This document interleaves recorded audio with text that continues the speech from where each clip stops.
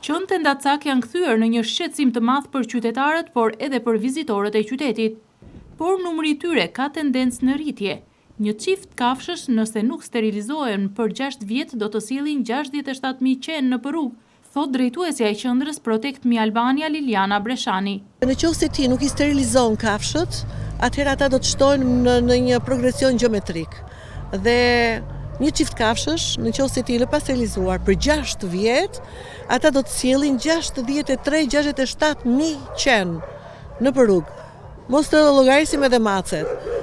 Por në Shqipëri ende pushteti lokal nuk e ka marrë përsipër seriozisht këtë lloj problematik, e cila me ligj i takon atyre ta menaxhojnë dhe me përpjekjet vogla të vitit të kaluar u sterilizuan 250 qenë me një saktësi dhe me një seriozitet jashtëzakonshëm, duke u supervizuar dhe duke qenë edhe vetë Protect Me donator në atë projekt.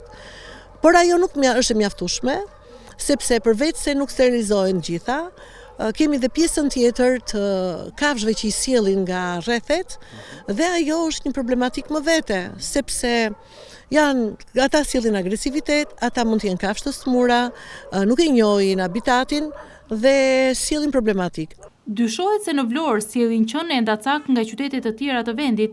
Liliana Breshani thekson se zhvendosja e kafshëve nga një qytet në tjetrin përbën një vepër penale.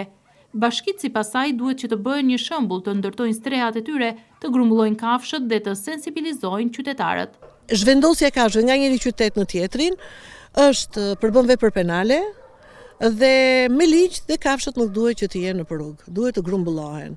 Unë dhe si antare e Këshillit Qarkut e kam ngrit këtë problem në rang qarku, që të gjitha bashkitë të paktën të bëhet një model pozitiv për Shqipërinë, që të gjitha bashkitë e Qarkut Vlorës, të 7 bashkitë, të kenë të njëjtën politikë, të ndërtojnë strehat e tyre, të fillojnë të grumbullojnë kafshët, të ndërgjegjësojnë qytetarët për të mos i braktisur dhe të ndërtohet një database për të regjistruar kafshët e rrugës me mikrochipa, jo vetëm kafshët e rrugës, por dhe të detyrojnë dhe pronarët e tyre të jenë në këtë database të përgjithshëm të bashkive përkatëse dhe të jetë një database kombëtar që çdo individ që braktis kafshën të penalizohet dhe përveç kësaj të gjithë kafshët duhet të sterilizohen. Edhe ata që janë me pronar, po dhe ata që janë pa pronar. Në strezën e kafshëve të rrugës Protect Me Albania, një investim privat gjenden të streuara dhe marrin një shërbim të duhur 120 kafshë qenë, si dhe mace të cilat janë sjellë në situatë rruge. Por në qytet situata nga kafshët e rrugëve është kthyer në një situatë vërtet shqetësuese.